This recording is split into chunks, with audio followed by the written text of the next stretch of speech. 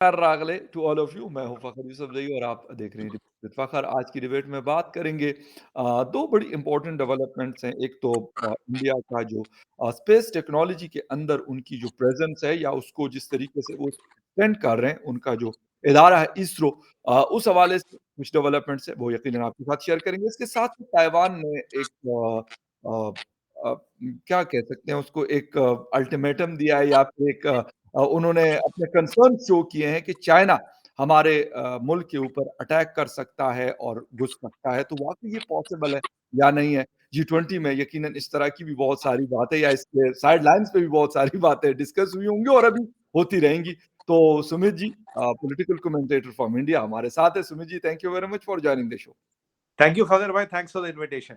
सुमित जी, एक तो सबसे पहले ये जो इसरो वाला है, हमारे यहाँ भी इस तरह का एक इदारा मौजूद है, लेकिन ग़ालिबन काफ़ी पीछे है इस हवाले से। लेकिन आप लोगों ने फ्रांस के साथ मिल के जो अभी लेटेस्ट जो डेवलपमेंट हुई है, कोई सैटेलाइट नया आप लोग शायद लॉन्च कर रहे हैं, वो कह रहे हैं कि शायद क्लाइमेट चेंज और इस तरह की चीज़ों के लिए इस्तेमाल होगा। बट इसका ताल्लुक यकीनन डिफेंस से भी होता है और भी बहुत सारी ऐसी चीज़ें आजकल होती है। आजकल सैटेलाइट इंटरनेट की बहुत ज़्यादा मैं बहुत सारे आर्टिकल्स पढ़ रहा होता हूँ कि दुनिया भर में इसका भी बहुत बड़ा जिसे कहते हैं बोलबाला है। तो ये बेसिकली क्या डेवलपमेंट है और आगे जाके इसको मज़ीद क्या इसको किस चीज़ के लिए इसकी यूटिलाइज़ेशन हो सकती है? देखिए फगर भाई, शो पे बुलाने के लिए धन्यवाद। अभी देखिए, अगर हम इसको स्टडी करें तो 3 मेजर डेवलपमेंट्स हुई है जो अभी हफ्ते 10 दिन में मेजर हम बात कर सकते हैं इसरो के उससे। एक है कि हम एक फ्रांस के साथ मिलके सैटेलाइट बना रहे हैं। हुँ, और अब काफी जो इंटरनेशनल सैटेलाइट्स के लॉन्चिंग का बिजनेस है वो हमारे पास आ गया है। ऑलराइट। अब 3 चीजें हैं इसमें। First is SSLV, small satellite launch vehicle. ये हमने टेस्ट कर लिया, इसके 2 टेस्ट हो गए। ये स्मॉल सैटेलाइट लॉन्च व्हीकल जो होता है एसएसएलवी, ये गेम चेंजर है, क्योंकि जो सैटेलाइट लॉन्चिंग का मार्केट है ये मल्टी बिलियन डॉलर मार्केट है साल का। ओके, मल्टी बिलियन डॉलर साल ओके। का। अभी हमारे पास जो पहले था वो था PSLV, polar satellite launch vehicle.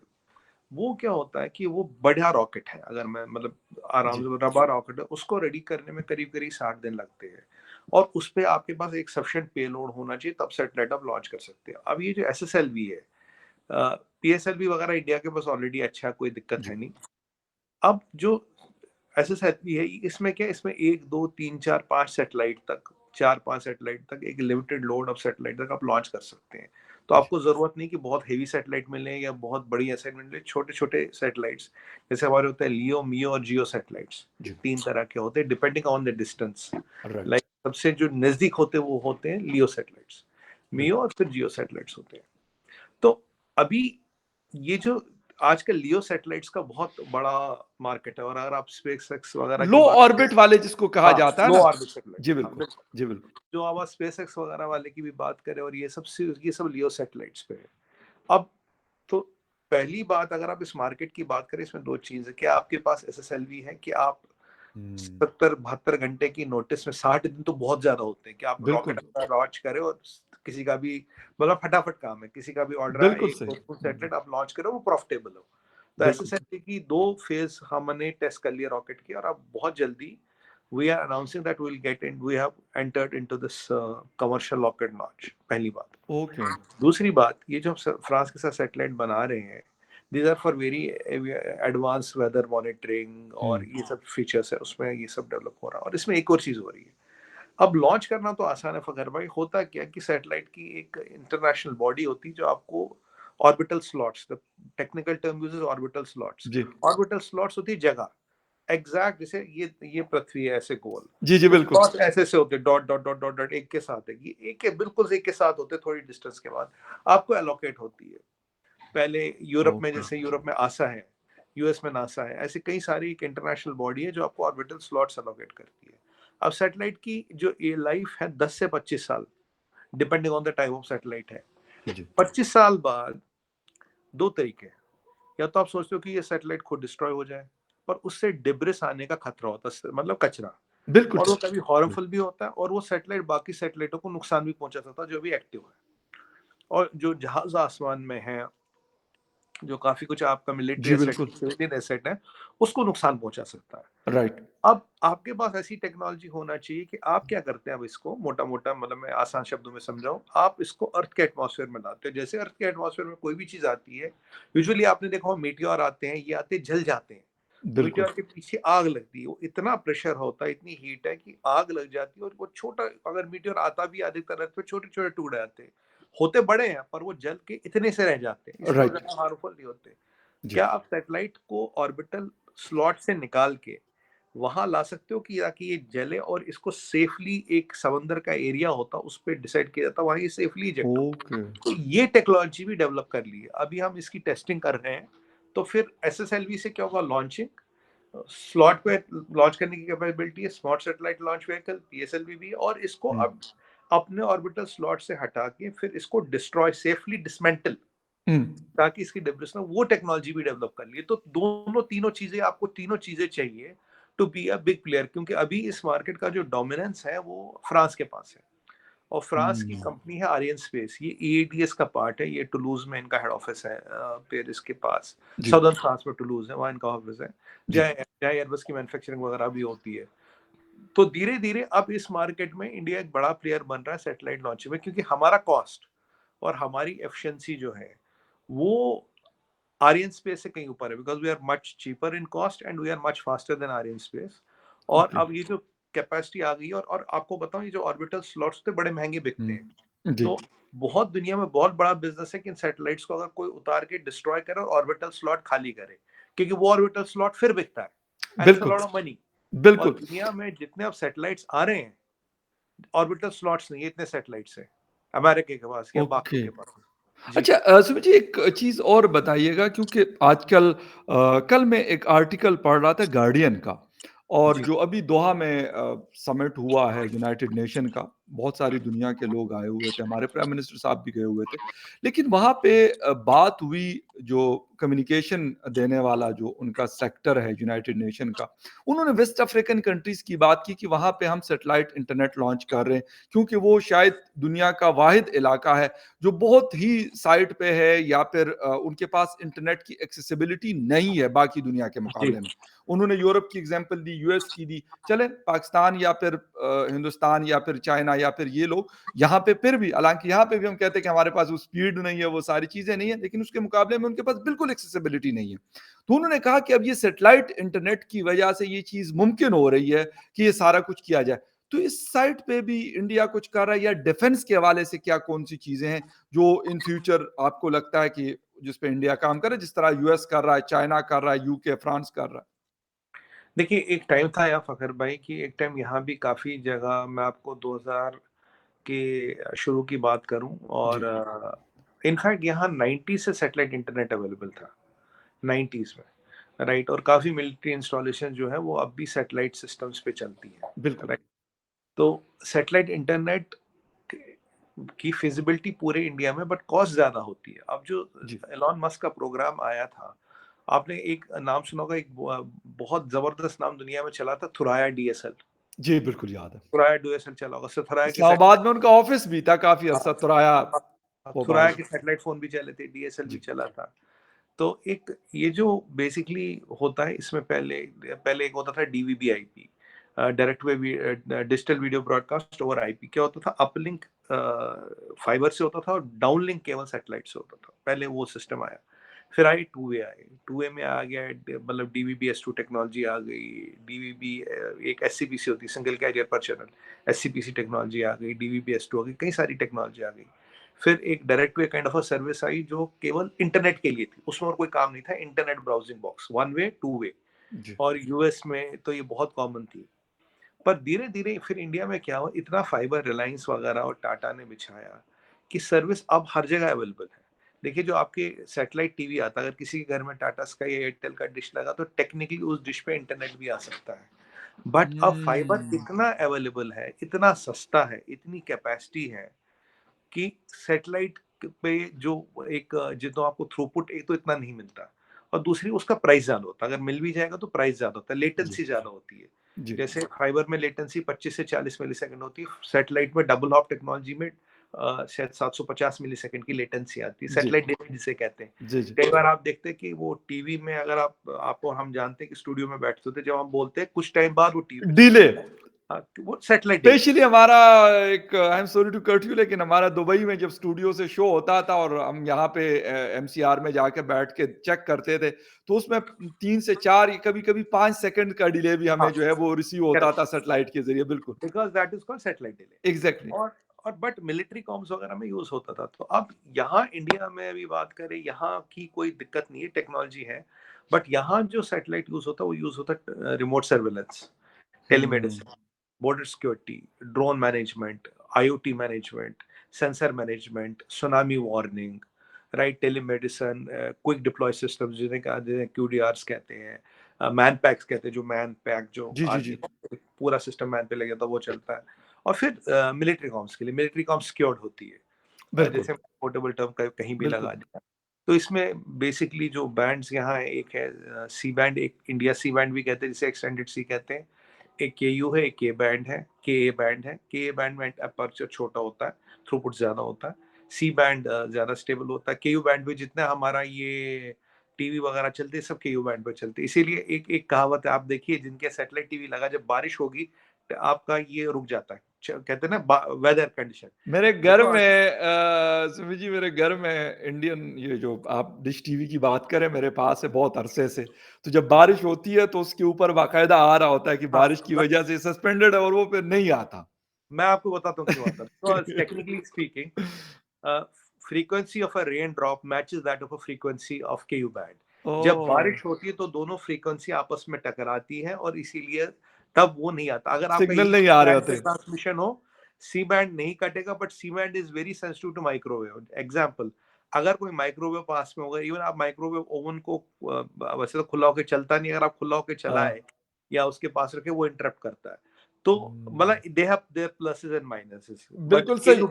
KU band is very sensitive to rain because the frequency of the falling rainwater matches that of a KU band. अच्छा सुमित जी इसी टॉपिक के हवाले से एक क्वेश्चन कि इंडिया ने अभी तक कितनी इन्वेस्टमेंट क्योंकि बहुत एक महंगा सौदा होता है सैटेलाइट इंफ्रास्ट्रक्चर बिछाना हो या फिर उसके अंदर रिसर्च एंड डेवलपमेंट हो। मैं खुद इंजीनियर तो नहीं हूँ लेकिन जब मैं पढ़ता हूँ तो बहुत ज़्यादा पैसा लगता है इसमें बिलियन ऑफ डॉलर्स कहते हैं कि आप इसमें झोंकते हैं और ये ज़रूरी नहीं है कि आप सक्सेसफुल भी हो आपका फ्लॉप हो जाएगा 2 दफ़ा 3 दफ़ा लेकिन फिर भी और मुझे याद है कि आप लोगों का जब एक दफ़ा आज से शायद 2 या 3 साल पहले एक मिशन था, वो नाकाम हुआ था और वो वहाँ आपके साइंटिस्ट बड़े रोए थे।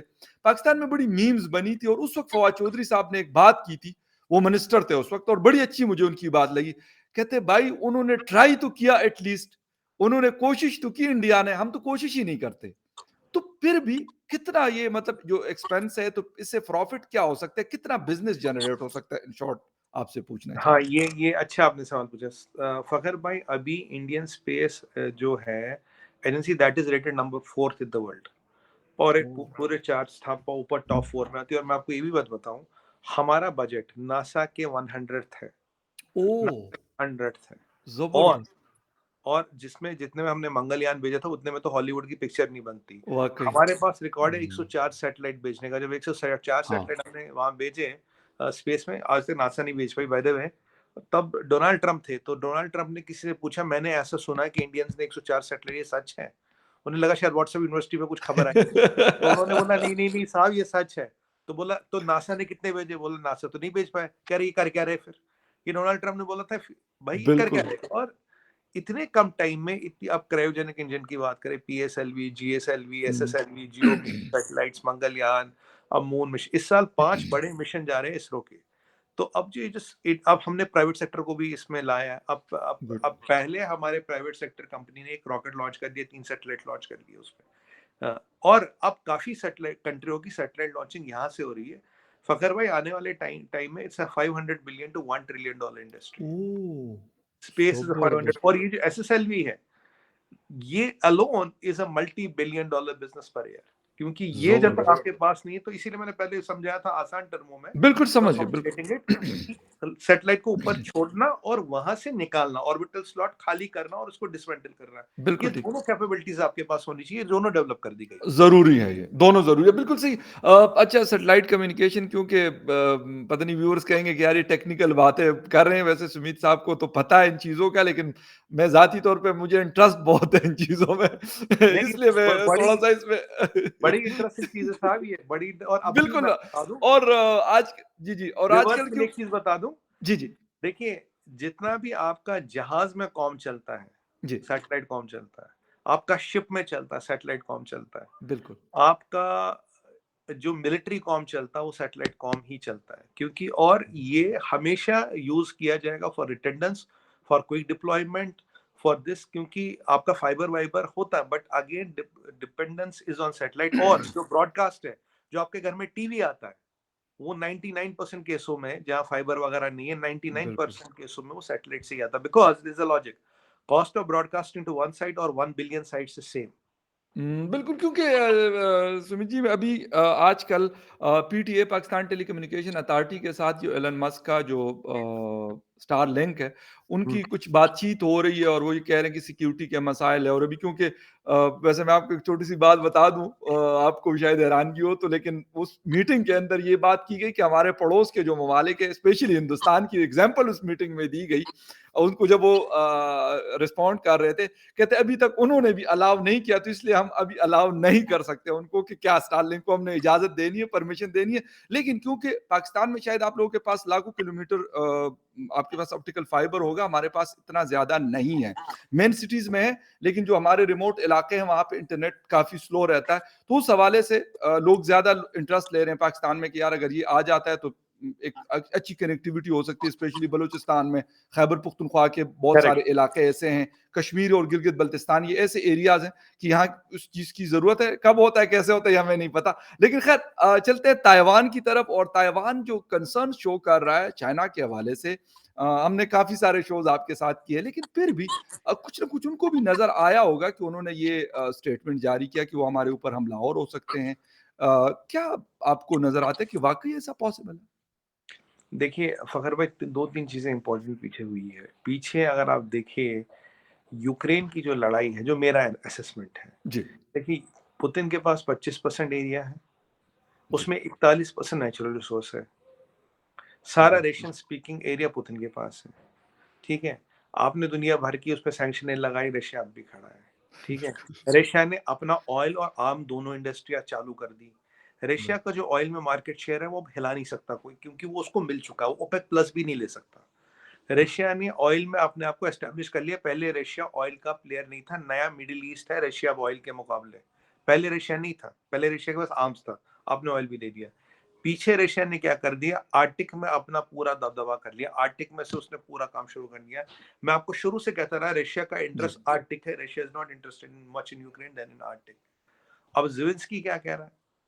अब देखिए, ज़ेलेंस्की पे अमेरिका ने $50 बिलियन, टोटल $150 बिलियन लगा। ज़ेलेंस्की कह रहा है अब F-16 दो, हाँ, बिल्कुल। अमेरिका ने कहा नहीं देते। नहीं कह देते, रहा है लेटेस्ट टैंक दो, अमेरिका कहता है नहीं देते। सच्चाई ये बिल्कुल। यूक्रेन के बारे में 2-3 चीजें हैं।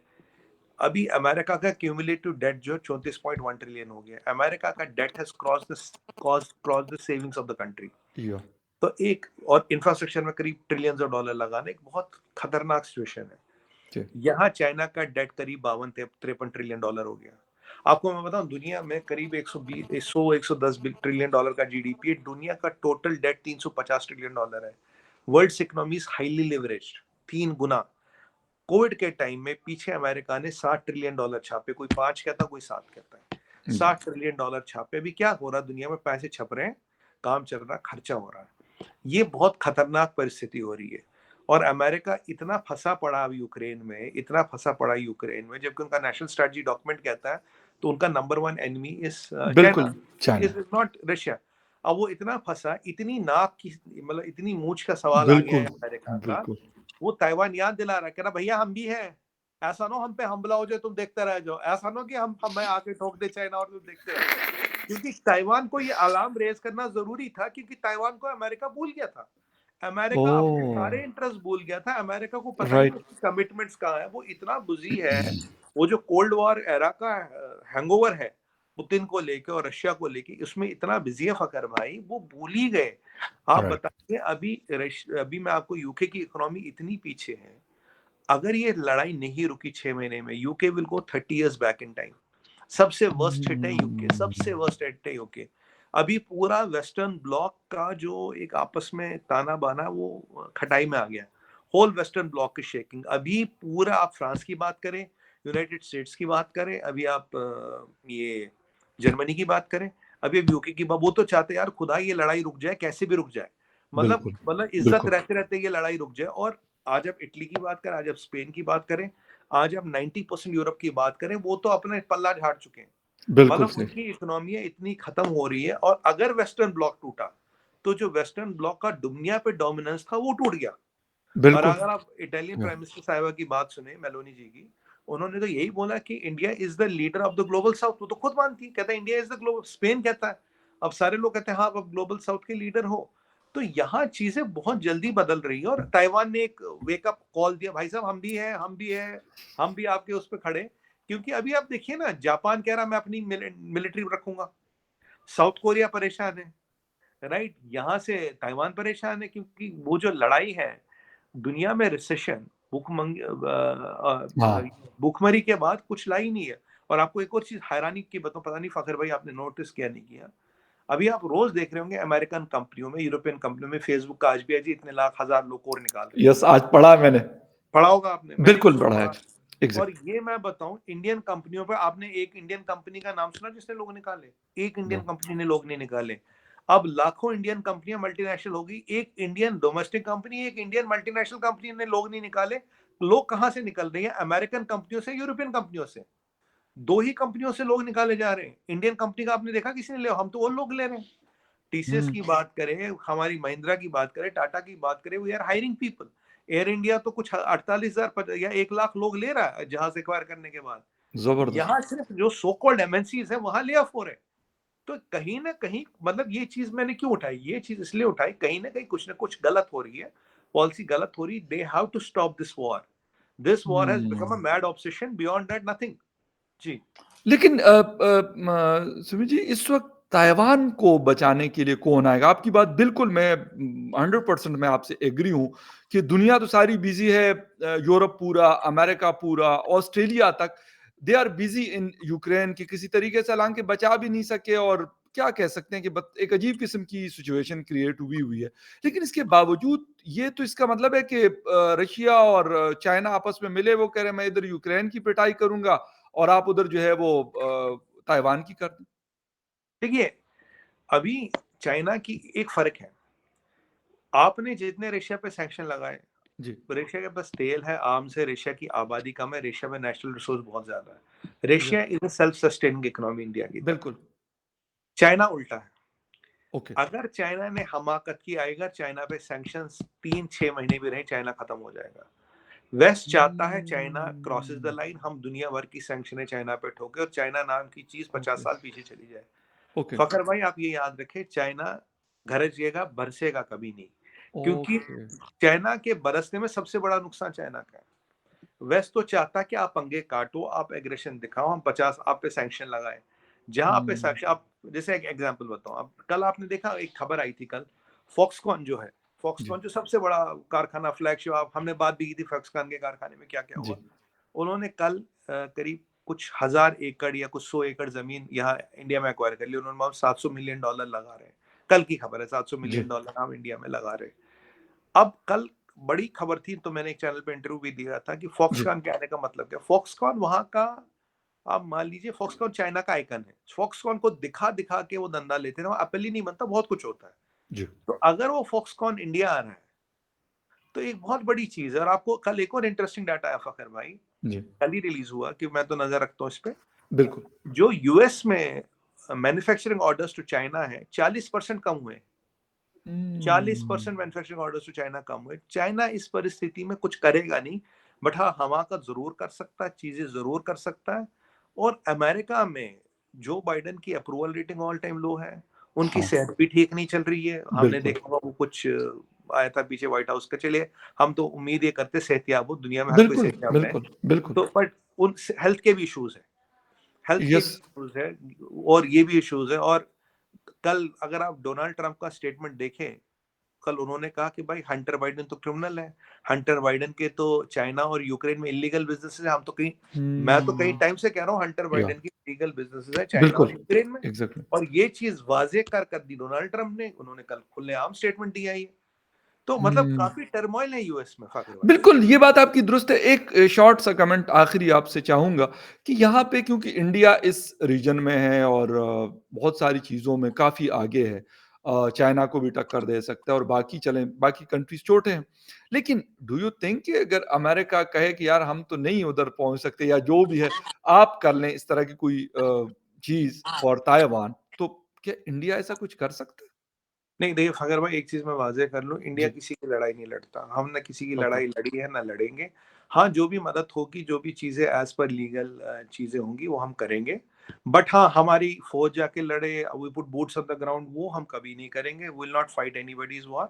बट हाँ, जो भी हुँ, एक हेल्प होगा, जो भी एक मुआहदे होंगी, जो एक लीगल एक हेल्प या एक वो चीज बनेगी, वो करना पड़ेगा। पर मैं आपको एक चीज यहाँ क्लियर कर दूं, जी, अभी अमेरिका के 4-5 एयरक्राफ्ट कैरियर साउथ चाइना सी में, आपकी जापान की नेवी साउथ चाइना सी में हल्की-फुल्की है वो, पर जी, जी। आपका ब्रिटेन के एयरक्राफ्ट कैरियर है, आपका फ्रांस का एयरक्राफ्ट कैरियर है, और इस सब के होते हुए China can not block South China Sea, और चाइना की जितनी ओके। नेवी है, वो आज तक साउथ चाइना सी से बाहर नहीं जा रही, क्योंकि अगर चाइना को लड़ना, उसे 5 गुना बड़ी नेवी चाहिए, और उसको बनने में बहुत टाइम लगेगा, क्योंकि चाइना की लड़ाई का मतलब है चाइना की इकोनॉमी खत्म, साउथ चाइना सी खत्म, चाइना का इम्पोर्ट एक्सपोर्ट, इवन एनर्जी खत्म। और आपको एक और चीज बताऊं फखर भाई, there is a concept called hue line, जैसे चाइना ऐसा है वैसा, जी, जी। तो इसमें ह्यू लाइन ऐसे ऐसे तिरछी लाइन है, इसे कहते हैं मेनलैंड चाइना, और इस पे 97% हान चाइनीज रहते हैं, सारी डेवलपमेंट यहाँ है। बाकी टेरिटरीज में केवल 4% लोग रहते हैं,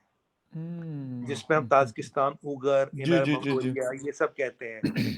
तो चाइना में सबसे बड़ी प्रॉब्लम है एक, ये हान चाइना, सारी पीएलए हान चाइनीज से भरी है, डेवलपमेंट मेनलैंड चाइना में हान चाइनीज डोमिनेटेड है। और चाइना में एक वो लफड़ा है जो लोगों को नहीं पता, China is not food independent, food independent नहीं, फूड डिपेंडेंट है, चाइना को हुँ, फूड भी इंपोर्ट करना पड़ता है। और ओके। जो हालत चल रही है, जो भी वहाँ परिस्थितियाँ चल रही है, और लोग तो ये भी बात करते हैं कि जो चाइना का नेक्स्ट इंटरेस्ट पाकिस्तान में, that is agricultural land. Pakistan um, में जो इंटरेस्ट है वो एग्रीकल्चर लैंड है, क्योंकि अफ्रीका में इन्होंने जितने मुआहदे किए थे वो फेल हुए, क्योंकि इनको लगा इतनी दूर ये जमीन को कंट्रोल नहीं नहीं कर कर सकते। पाएंगे। तो अब यहाँ पे इनका इंटरेस्ट जो आजकल पाकिस्तान के लिए लोन वोन की बातें अचानक करे, दिल, देखिए चीनियों का दिल पत्थर का होता कि इनका दिल पसीज जाए नहीं, कि कहीं जमीन, देखिए आपके यहाँ पंजाब की जमीन इज वेरी फर्टाइल, या बिल्कुल। तो कहीं इनकी नजर पंजाब की जमीन पर नहीं, क्योंकि अफ्रीका वाले सारे मंसूबे फेल हो चुके हैं। तो that is hmm, also contemplated with in geopolitical circles, या क्योंकि चाइना की, भाई साहब बाकी चीज छोड़िए, यहाँ तो खाना भी इंपोर्ट होता है, बिना फूड खाने के सिक्योरिटी खत्म मेरा नहीं होता। ख़्याल आजकल बड़े सारे कंसर्न्स हैं लोगों के और जिन-जिन के पास अपने जिसे कहते हैं ना घर में दाने हैं, तो वो फिर बड़े सेट रहते हैं। ये तो ख़ैर हमने पिछले 1-2 सालों में यूक्रेन वॉर के बाद मेरे ख़्याल पूरी दुनिया को ये बात बड़ी क्लियरली समझ आ गई है कि दाने होने चाहिए, बाकी चीज़ें बाद की बातें हैं, लेकिन ख़ैर दाना-पानी बहुत ज़रूरी है। सुमित जी, थैंक और यू वेरी मच। जी, जी। मैं आपको बताऊं, India contributes to around 35% of the total food production in the world, 35%। We are ज़बरदस्त। 18 to 19% ऑफ द पॉपुलेशन, अपने से डबल खाना हम उगाते हैं। बिल्कुल सही और ये मेरे ख़्याल सबसे बड़ी मेरे ख़्याल सिक्योरिटी इस चीज़ों की है, वेपन-शेपन और ये चीज़ें तो बन जाती है, लेकिन जब आपका खाना जाएगा पेट में और फिर आप सब कुछ कर सकते हैं, कुछ ये बना सही। भी सकते हैं, लड़ भी सकते हैं और अपने मुल्क की डेवलपमेंट में भी काम कर सकते हैं। ये आजकल इसलिए मेरा ख़्याल लोग इसके ऊपर काम कर रहे हैं, लेकिन चाइना के हवाले से जो आपने बताया ये चीज़ें काफ़ी कंसर्निंग है। लेकिन देखना ये है कि दुनिया यानी ऊँट किस करवट लेटता है, ये हमें पता बिल्कुल। चलेगा। Sumit ji, thank you very much आपके टाइम के लिए आपका शुक्रिया and viewers thank you very much for watching debate with Fakhar Yousafzai. किसी और डिबेट में फिर मिलेंगे, तब तक के लिए take care and bye. Thank you Fakhar भाई, thank you thank very you, much. बहुत शुक्रिया। Thank you, thank you.